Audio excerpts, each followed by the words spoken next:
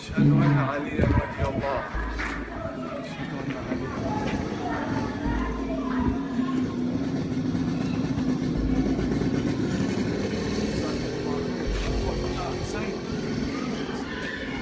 بسم الله الرحمن الرحيم. Bismillahirrahmanirrahim. Assalamualaikum warahmatullahi wabarakatuh. Alhamdulillah wassalatu wassalamu ala Rasulillah. Allahumma sholli ala Muhammad wa ala alihi Muhammad. Alhamdulillah kita bertemu kembali di channel Cahaya Hidayah. Nah, teman-teman semuanya, jadi di video kali ini saya akan mereaksi, yaitu ada satu video. Video ini sudah lama sih, akan tetapi saya menemukan satu video ini, yaitu ketika ada oknum, yaitu anggota Banser, telah mengawal ulamanya Syiah. Yang saya aneh, ulama Syiah ini, dia ini mengkafirkan seperti para sahabat, yaitu sahabat Abu Bakar, kemudian mengkafirkan sahabat Umar, Utsman, dan Muawiyah. Nah, akan tetapi, kenapa kelompok takfir yang sebenarnya ini ya disambut dengan mesra oleh oknum Banser? Nah, teman-teman semuanya, mari kita saksikan videonya ya. أشهد أن عليا ولي الله. Jadi ini adalah tokoh Syiah yang pernah ke Indonesia ini di depan umum mengaku sebagai imam perdamaian ya. Jadi tokoh yang dikawal oleh Banser ini, dia mengaku sebagai tokoh perdamaian dan sangat mendambakan persatuan, yaitu Ahlus Sunnah dengan kelompok Syiah. Mari kita lanjutkan ya.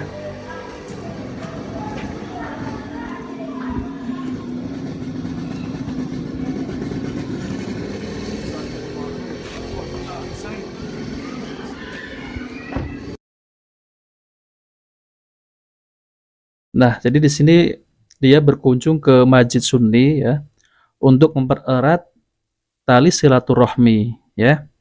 Jadi ulamanya Syiah ini berkunjung di Masjid Sunni.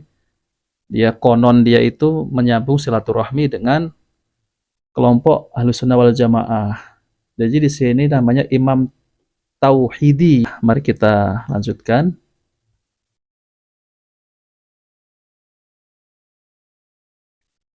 Dia bertemu dengan ketum PBNU ini dah lama yang dulu ya, dan memperlihatkan wajah ramah damainya ternyata.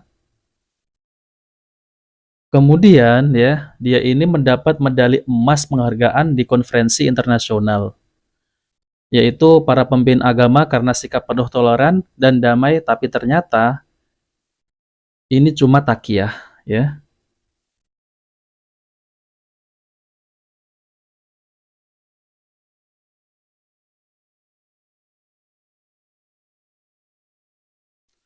Ternyata semua itu hanya dusta takiyah ala Syiah.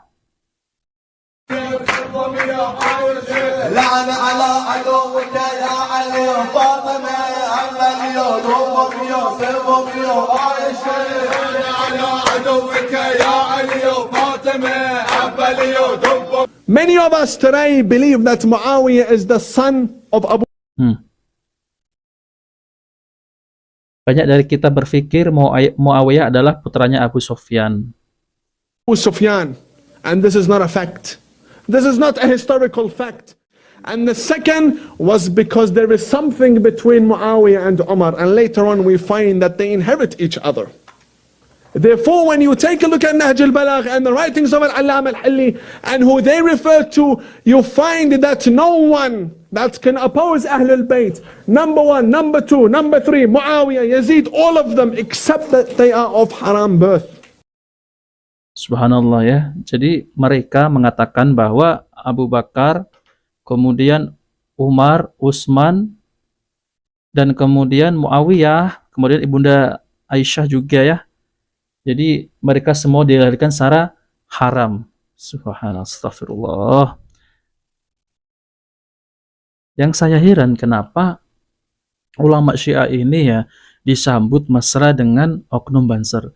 Itu yang saya heran ya teman-teman. Padahal inilah sesungguhnya mereka adalah kelompok takfiri ya. Jelas-jelas kelompok takfiri.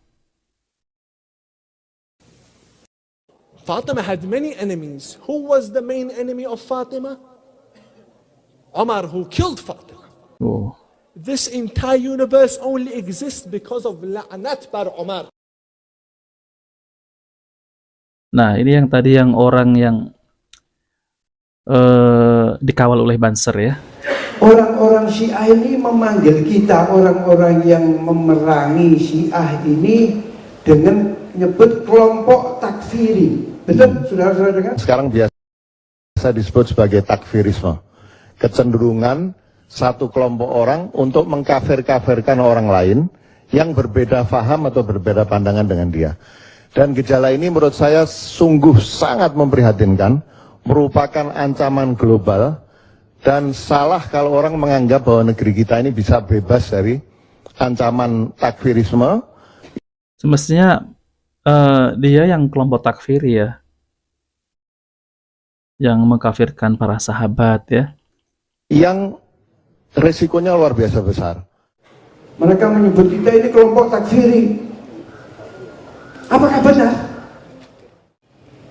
Tapi justru orang-orang Syiah ini mengkafirkan orang-orang yang dipuji oleh Rasulullah, dipuji oleh Rabbil Alamin. Jadi kata Habib Ahmad Zain Al-Kaf ya, orang-orang Syiah ini mengkafirkan orang yang dipuji Rasulullah SAW seperti para sahabat ya, Masya Allah ya, yaitu Abu Bakar ya, Abu Bakar Asy-Syiddiq ini dikafirkan oleh orang-orang Syiah. Kemudian sahabat Umar dikafirkan oleh orang-orang Syiah. Sahabat Utsman dikafirkan. Padahal sahabat ini sudah dijamin masuk surga oleh Allah Subhanahu wa taala. Kenapa kok bisa dikafirkan kelompok Syiah? Ya. Bahkan Ibunda Aisyah juga ya. Dan sahabat Umar juga dituduh membunuh Fatimah. Bahkan orang-orang Syiah ini menfitnah sahabat seperti Abu Bakar, kemudian Umar, kemudian Utsman, ini merebut kekuasaan. Maksudnya setelah peninggalan Rasulullah SAW ya, kata beliau, setelah peninggalan Rasulullah maka nanti khalifah akan diganti oleh sahabat Ali. Ini adalah khurafatnya orang-orang Syiah.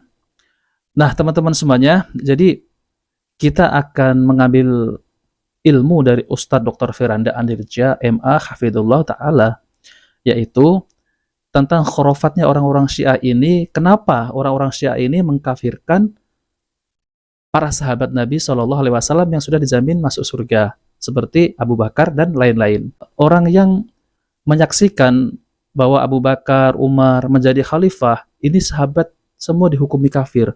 Subhanallah, ini sangat ngeri sekali ya teman-teman semuanya. Semestinya yang takfiri itu bukan salafi yang dituduh takfiri ya, bahkan kajiannya dibubarkan. Sesungguhnya yang takfir itulah orang-orang Syiah. Nah, mari kita dengarkan ya penjelasan dari Ustadz Dr. Firanda Andirja MA Hafidhullah Ta'ala. Ali bin Abi Thalib. Itu disampaikan di mana? Disampaikan di Al-Ghadir. Makanya orang-orang Syiah punya hari Id yang ketiga, Idul Fitri, Idul Adha sama Idul Ghadir. Kenapa? Karena disitulah Nabi memberikan wasiat di hadapan para sahabat bahwasanya yang akan menjadi penggantiku setelah aku meninggal dunia adalah siapa? Ali bin Abi Thalib. Ini khurafat mereka. Awal daripada khurafat mereka. Kemudian ya, ternyata waktu Nabi SAW meninggal dunia, siapa yang diangkat menjadi khalifah? Abu Bakar radhiyallahu anhu. Nah, ini musibah bagi Syiah ya. Menurut Syiah yang harusnya jadi pemimpin adalah Ali bin Abi Thalib. Berarti Abu Bakar telah merebut ya, telah kufur kepada wasiat Nabi SAW. Nabi suruh dan Abu Bakar dan para sahabat hadir di Al-Ghadir bahwa saya yang menjadi penggantiku adalah Ali. Ternyata Abu Bakar kufur. Setelah Abu Bakar kufur, Umar kemudian mengambil kepemimpinan, kufur juga kepada Ali. Kemudian Umar kufur, Utsman juga ngambil kepemimpinan dari siapa? Merampas kepemimpinan daripada Ali. Sehingga tiga ini kafir. Dan seluruh sahabat tatkala mengangkat Abu Bakar sebagai pemimpin, maka mereka semua murtad tatkala itu. Apa dalilnya? Ya. Kata Allah Subhanahu wa taala, "Wa Muhammadun illa rasulun qad khalat min qablihi rusul afa immata aw qutilan qalabtum ala aqabikum." Tidaklah Muhammad kecuali hanyalah seorang rasul, telah berlalu rasul-rasul sebelumnya yang mereka juga meninggal dunia. Apakah jika Nabi Muhammad meninggal dunia atau terbunuh, kalian akan murtad? Ya, kata mereka ini ayat menunjukkan sahabat murtad semua tatkala itu. Tatkala Nabi apa? Dan ayat tadi juga enggak ada hubungannya dengan masalah wasiat, tapi mereka gatok-gatokkan sebagaimana kalau kita bilang tafsir gatok ya. Jadi dari sini mereka mengkafirkan para sahabat. Dan seluruh sahabat yang membenarkan Abu Bakar maka mereka juga kafir. Dan semua yang mengimani Abu Bakar adalah khalifah yang pertama semuanya kafir. Kenapa? Karena berarti akidah mereka tentang Imam 12 hancur. Karena imam pertama harusnya siapa? Ali bin Abi Thalib. Maka sebelum Ali bin Abi Thalib tidak ada yang boleh sah. Yang sah cuma 12 imam. Paham? Paham tidak? Paham. Maka dari sini antum tahu bahwasanya Ahlus Sunnah atau Muslim Islam dan Syiah tidak mungkin bersatu. Kenapa saya katakan Islam dibangun di atas meyakini sahabat adalah orang-orang yang udul, yang adil, orang-orang yang terpercaya. Kenapa? Karena Al-Quran dan Sunnah sampai kepada kita melalui siapa? Para sahabat. Sementara agamanya Syiah tidak mungkin berdiri kecuali para sahabat kafir. Saya ulangi, agama Syiah tidak mungkin berdiri kecuali para sahabat apa? Kafir. Kalau para sahabat tidak kafir berarti Abu Bakar sah. Kalau Abu Bakar sah berarti agama Syiah buyar. Nah, teman-teman semuanya, jadi kita sudah mendengarkan penjelasan dari Ustadz Dr. Firanda Anirja MA Hafidhullah Ta'ala. Jadi, alasannya Syiah mengkafirkan para sahabat seperti Abu Bakar, nah ini nih. Jadi orang-orang Syiah ini mengkafirkan para sahabat dengan berdalil yang tidak nyambung, yang seperti Ustadz Dr. Firanda Anirja MA Hafidhullah Ta'ala tadi jelaskan. Jadi dia mengambil dalil dari Al-Quran, kemudian cok gali cok gitu ya. Jadi cocok logi. Jadi ayat itu menjelaskan ya, digabung-gabungkan ya, dicocok-cocokkan untuk mengkafirkan para sahabat Nabi SAW. Karena keyakinan orang Syiah ini setelah sepeninggalan Nabi SAW yang menjadi khalifah itu sahabat Ali. Ini keyakinan orang-orang Syiah ya, harus Ahlul Bait ya. Dan kemudian Abu Bakar ternyata diangkat menjadi khalifah. Kemudian orang-orang para sahabat menyaksikannya dan mentaatinya. Kemudian orang-orang Syiah ini menyebut bahwa orang-orang yang mempercayai bahwa mentaati bahwa Abu Bakar sebagai khalifah, maka ini adalah kafir. Jadi semua para sahabat Nabi yang mempercayai dan mentaati Abu Bakar menjadi khalifah, semua kafir. Ini adalah hal yang mengerikan ya. Dan sesungguhnya, semestinya yang takfir itu adalah orang-orang Syiah. Jadi tidak ada Salafi yang suka mengkafir-kafirkan, ini tidak pernah ada dalam kajian Salafi. Bahkan dalam kajian-kajian Salafi ini tidak mudah untuk mengkafirkan kaum muslimin karena pertanggungjawabnya berat, harus ada hujah, harus ada ijma yang menyaksikannya ya. Jadi itu tidak benar ya teman-teman ya. Jadi yang saya anehnya kenapa orang-orang Syiah ini yang seperti tadi itu sampai dikawal oleh Banser ya, kemudian bertemu dengan mantan ketua PBNU ya. Nah itu yang saya heran, kenapa sampai diterima dengan mesra gitu ya, padahal sesungguhnya orang-orang Syiah ini sedang bertakyah, padahal di belakangnya mengkafir-kafirkan Ahli Sunnah wal Jamaah. Jadi Syiah ini bukan bagian dari Islam, maka agama Syiah dengan Islam ini tidak akan bersatu. Nah oke teman-teman semuanya, jadi sudah jelas ya penjelasan dari Ustadz Dr. Firanda Anirja, yaitu terkait tentang kenapa Syiah ini sangat membenci banget sama para sahabat Nabi SAW yang dijamin masuk surga. Yang Allah puji langsung ya. Oke teman-teman semuanya, jika video ini bermanfaat, jangan lupa like dan subscribe di channel Cahaya Hidayah. Wabillahi taufiq wal hidayah. Wassalamualaikum warahmatullahi wabarakatuh.